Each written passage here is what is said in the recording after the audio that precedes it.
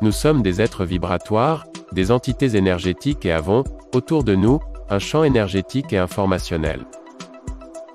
C'est au travers de ce champ, de ce filtre, pourrions-nous dire, que nous percevons le monde ou, du moins, croyons le percevoir.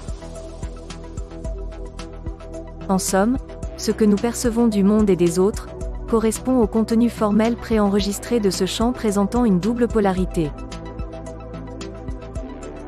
Si nous changeons le contenu formel et donc, énergétique qui va avec, nous changeons de perception et avons, du monde, une vue différente, voire carrément opposée, si le champ est brusquement secoué par quelques révélations issues d'un vécu susceptible de nous sortir de notre torpeur psycho-énergétique.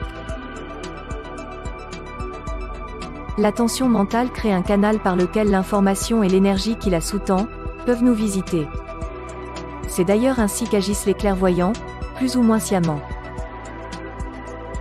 Toutefois, il faut se souvenir que ce canal va devoir, pour que les informations et l'énergie nous parviennent, traverser notre propre champ énergétique et informationnel.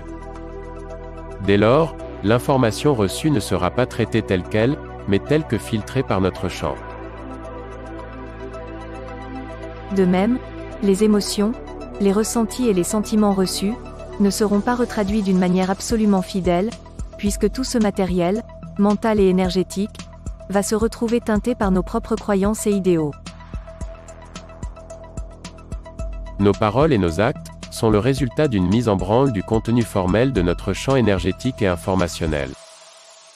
Autrement dit et par exemple, lorsque nous parlons à quelqu'un, il y a deux choses qui se produisent.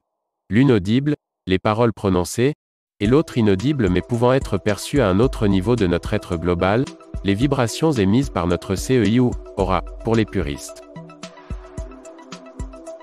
C'est parce que les gens pressentent depuis toujours cette vérité, qu'ils choisissent généralement soit de mentir, soit de n'exprimer que des paroles sans importance et, surtout, ne correspondant pas à ce qui se trouve en eux.